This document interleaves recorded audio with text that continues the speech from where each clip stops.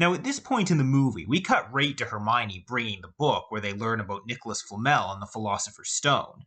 However, there's a part in the book, as well as a deleted scene in the movie, where we see how she remembers this. First of all, Neville hops into the Gryffindor common room, having been attacked by Malfoy with a leg locker curse.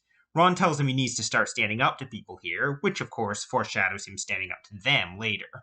Harry opens a chocolate frog and gets Dumbledore again. He then remembers that he read Nicholas Flamel's name on the card on the train that day. Dumbledore is particularly famous for his defeat of the Dark Wizard Grindelwald in 1945, for his discovery of the 12 uses of dragon blood, and his work on alchemy with his partner Nicholas Flamel.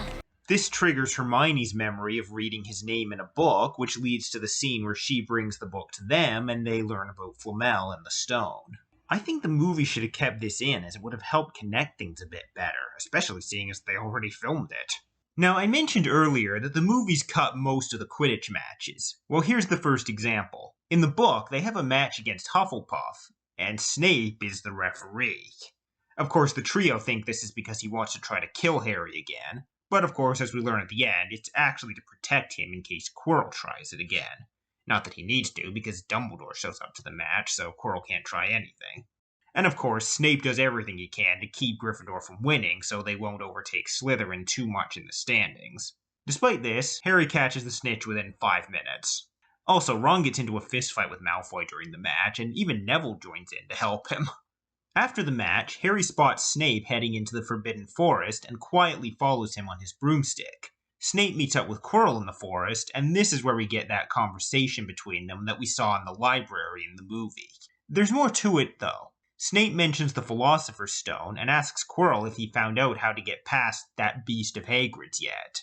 Harry's takeaway from this conversation is that they were right about the Philosopher's Stone, that Snape is after it, and that he's trying to pressure Quirrell into helping him get it. Of course, as we learn at the end, he's actually trying to intimidate Quirrell to stop him from going after the stone. Now we come to Norbert, Hagrid's Norwegian Ridgeback dragon. A lot of the story surrounding Norbert was cut from the film, and the events are quite simplified. In both versions, the trio go to Hagrid's hut to ask him about the Philosopher's Stone, and they find him with a dragon egg, which he tells them he won in a bet. Now, at this point in the movie, the dragon immediately hatches. In the book, it takes a few days. Eventually, Hagrid sends them a letter telling them the dragon's hatching, and Malfoy overhears them talking about it, which explains why he was at the window. So they go back and see it hatch, and like in the movie, Malfoy sees the dragon through the window. Again, though, things happen differently here in the book than in the movie. In the movie, Malfoy goes straight to McGonagall and snitches on them for being out at their dormitories at night, causing her to put all 4 of them in detention. We don't even see him mention the dragon to her. And in the end, the dragon is simply sent by Dumbledore to live in a colony in Romania. In the book, however, Malfoy doesn't tell anyone about the dragon right away.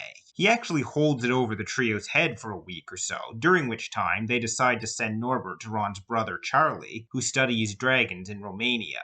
They send Charlie a letter, and he sends one back agreeing to take Norbert and to meet his friends on the astronomy tower where they can pick him up. Then, at one point, Ron is bitten by Norbert, and the bite turns out to be poisonous, so he's sent to the hospital wing for treatment. During this time, Malfoy borrows one of Ron's books, using his knowledge of the dragon to blackmail Ron, and it just so happens to be the book that Charlie's letter explaining the plan is in. However, since it's too late to change the plan, Harry and Hermione go through with it anyway. On their way up the astronomy tower with Norbert, under the invisibility cloak of course, they find McGonagall dragging Malfoy away and giving him detention. At the top of the tower, Charlie's friends arrive and take Norbert away. However, Harry and Hermione accidentally leave the invisibility cloak at the top of the tower, and so they are caught by Filch once they get to the bottom of it. In the books, this is actually where Filch says the line, "Oh dear, we are in trouble." Filch brings Harry and Hermione to McGonagall's office, and then she arrives bringing Neville with her. It turns out Neville had overheard Malfoy talk about how he was going to get Harry in trouble, so he left the common room to warn Harry.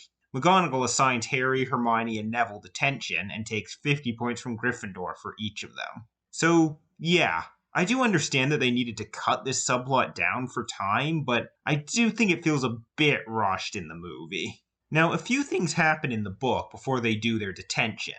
First of all, we see that the other non-Slytherin students are pissed at Harry for losing all those points and any chance of beating Slytherin. Even his Quidditch team won't talk to him. Also, Harry overhears Quirrell whimpering and protesting, then seemingly giving in. He thinks Snape was threatening him and that Quirrell told him how to get past his obstacle protecting the stone. As we learn at the end, it was actually Voldemort punishing him for his failures.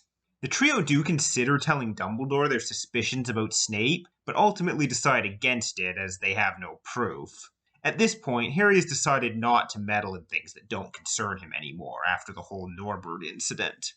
So Filch takes the students to Hagrid for detention in the forest, except in the book it's Neville instead of Ron. And again, I just love David Bradley here. Was a time detention would find you hanging by your thumbs in the dungeons. God, I'll miss the screaming. Oh, for God's sake, pull yourself together, man. You're going into the forest after all. Got to have your wits about you. The movie shortened the forest sequence quite a bit. Hagrid sends Harry with Malfoy and Fang right off the bat, while he takes Ron and Hermione. In the book, Hagrid initially takes Harry with himself and Hermione, and sends Neville with Malfoy and Fang. Later, they see red sparks in the air, a signal that Neville, Malfoy, and Fang are in trouble. However, it turns out that Malfoy grabbed Neville from behind as a joke, and Neville panicked and set out the sparks. Then Hagrid sends Harry with Malfoy and Fang, while he takes Neville with himself and Hermione, because he figures Malfoy will have a harder time scaring Harry. Also, while Harry is with Hagrid and Hermione, they encounter a couple of centaurs named Ronan and Bane. Hagrid asks them if they've seen anything unusual, hoping to find clues as to what attacked the unicorn, but to his annoyance, they just speak cryptically and talk about how bright Mars is. Basically, centaurs are very spiritual creatures with a talent for divination and seeing the future, usually through the movements of the stars. And they have very little interest in anything happening on Earth, preferring not to interfere with what the stars foretell. I am a little sad that the centaur's presence was cut down so much in the movies because, while they don't play a huge part in the story, their existence and their nature really helps flesh out this world. So later, when Harry's with Malfoy, they of course find the dead unicorn, and Malfoy runs screaming. The centaur Firenze saves Harry from the thing that was sucking its blood, which of course is Quirrell drinking it for Voldemort. Now in the book, Firenze is described as being a younger-looking, blonde-haired centaur. The movie obviously didn't keep this look, but I really don't think it matters. That said, because we don't see any other centaurs in this movie, I feel like his existence does kind of leave us with some unanswered questions. Now, in the movie, Firenze simply explains to Harry about unicorn blood, Voldemort, and the Philosopher Stone right here until Hagrid comes back, which makes his line, "Harry Potter, this is where I leave you," feel a bit weird, at least to me.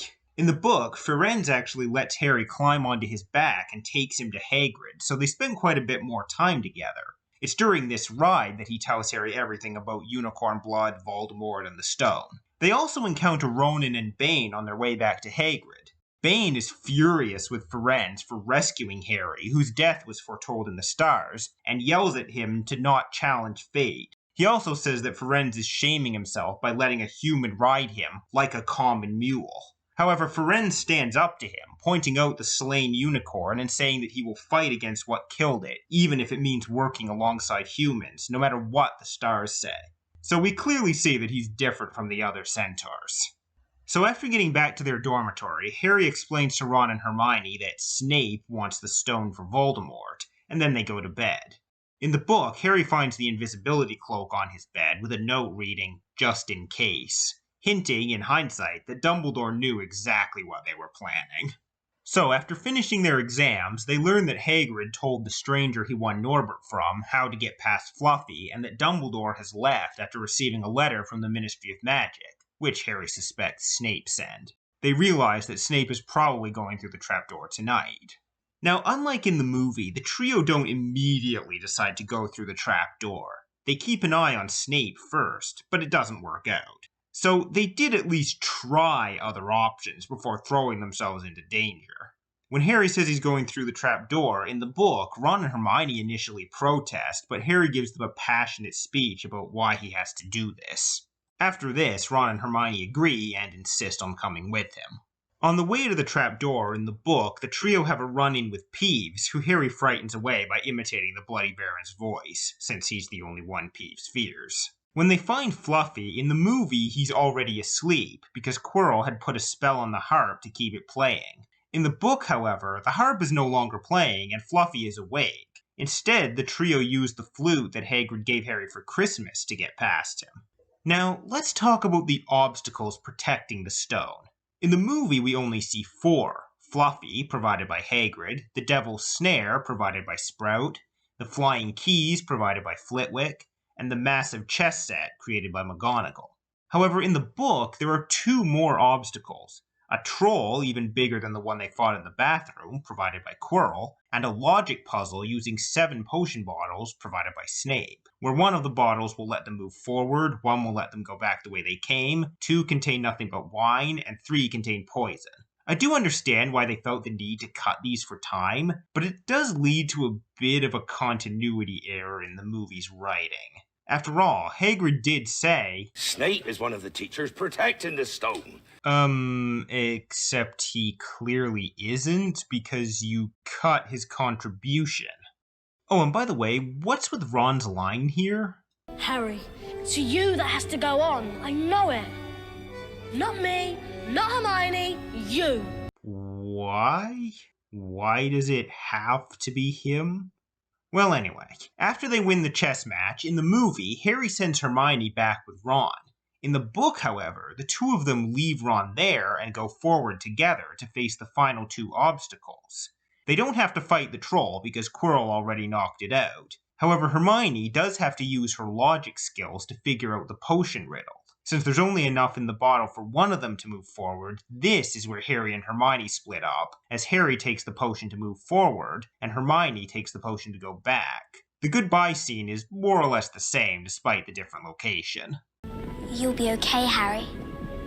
You're a great wizard. You really are. Not as good as you.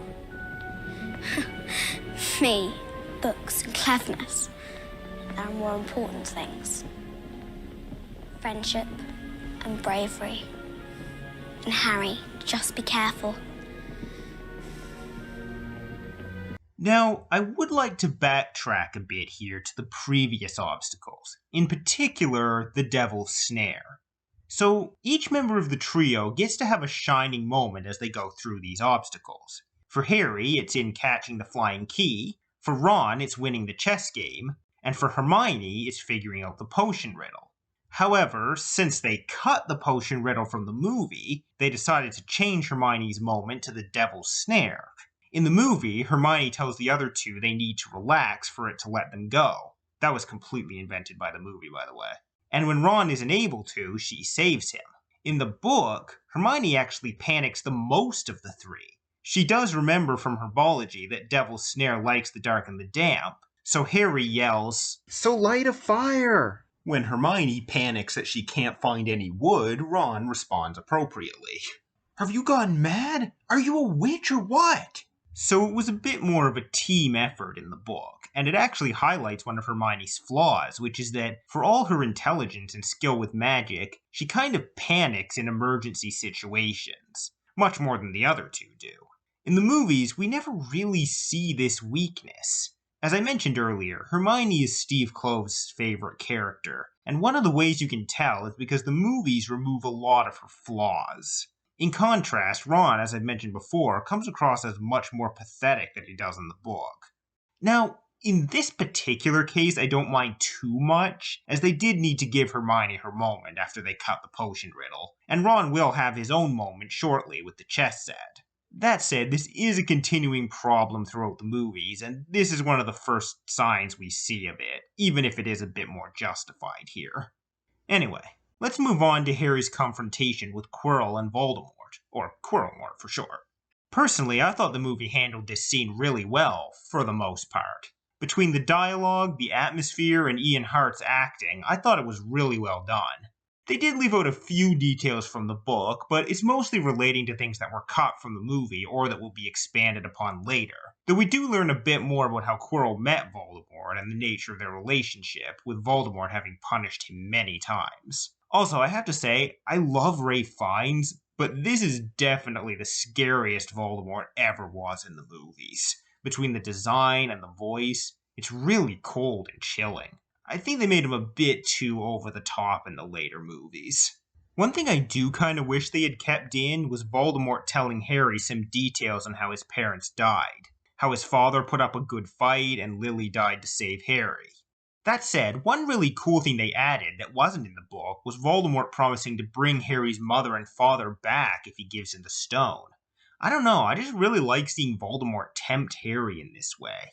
However, while I do think this scene is mostly really well done, I do have one major problem with it, and it is a big problem, and that's how Quirrell dies. In the book, what happens is that when Quirrell touches Harry's skin, his own skin burns and blisters, causing him terrible pain. Harry uses this to hold him off the stone as long as he can, but he finds himself weakening more and more. Just as he starts to pass out, Dumbledore arrives and pulls Quirrell off of him, and Voldemort abandons Quirrell to die. In the movie, when Quirrell touches Harry's skin, it doesn't just cause him pain, he actually starts to disintegrate. Harry sees this and deliberately grabs Quirrell's face, causing him to crumble to pieces. Yeah, Harry straight up killed that man. He's a murderer. I don't think I even need to tell any of you how completely out of character that is for him. And he doesn't even seem troubled by what he did. Like, yeah, I just murdered a man, no big deal, I got the stone. So yeah, that is a big problem for me. It also opens up a plot hole in the later movies with the Thestrals, because Harry saw Quirrell die, he should have been able to see the Thestrals in every movie after this. I won't harp on this any longer though. He doesn't do anything like that again throughout the movies, so I'll just chalk this up to a huge lapse in judgment on the part of the scriptwriter and move on. So Harry wakes up in the hospital wing and is visited by Dumbledore, who explains everything. Sort of. In the movie, he only really explains about what happened to the stone, how Harry got a hold of it, and why Quirrell couldn't touch him. He does explain a bit more in the book, like that he was the one who sent the invisibility cloak. He also tells Harry about Snape's past with his father, James, and how they didn't get along, but also that Snape was indebted to James for saving his life once. He says that the reason Snape worked so hard to protect Harry this year was because he couldn't stand being in James's debt and thought this would finally make them even. Of course, as we learn in Deathly Hallows, this isn't the whole story. Harry also asks Dumbledore why Voldemort wanted to kill him as a baby in the first place. However, Dumbledore apologizes and says he can't answer that until Harry is older. I like this because it leaves a mystery open, and it shows how much J.K. Rowling planned this out. In the book, Harry is later visited by Ron and Hermione, who tell him that they didn't even need to send Dumbledore a letter because he had already returned and already seemed to know that Harry had gone after the stone. This leads Harry to suspect that Dumbledore knew all along what they were planning, and wanted to give Harry the chance to face Voldemort. Harry also learns that with him injured, the Gryffindor team lost their match, and the Quidditch Cup, to Ravenclaw. He's later visited by Hagrid, who feels incredibly guilty about having told Quirrell how to get past Fluffy, feeling like he put Harry in danger. He freaks out when Harry says Voldemort's name, to which Harry replies he isn't afraid of it and will continue to call him by his name. Also, in the book, this is where Hagrid gives Harry the photo book with the pictures of his parents. So then we come to the end of year feast, and it's pretty much the same in both versions. It takes a great deal of bravery to stand up to your enemies, but a great deal more to stand up to your friends. I award 10 points to Neville Longbottom. I'll admit, I do find it kind of mean the way Dumbledore just pulls the rug out from under the Slytherins here. Like, don't get me wrong, the points he awarded to Harry, Ron, Hermione, and Neville were totally deserved. But why award them after announcing Slytherin as the winner? I mean, sure, people like Malfoy deserve this, but what about all the more or less innocent Slytherins? So Harry and the other students board the train and leave Hogwarts. In the movie, this is where it ends, but in the book, we see them arrive back at King's Cross Station, where they're all greeted by Mrs. Weasley and Ginny. Harry is picked up by the Dursleys, and they go home, with him excited at the prospect of threatening them with magic, since they don't know he's not allowed to use it at home. I understand why they cut this stuff from the movie, and frankly, I love the image of the train pulling away, with the massive Hagrid standing next to it, waving goodbye to everyone as the music swells.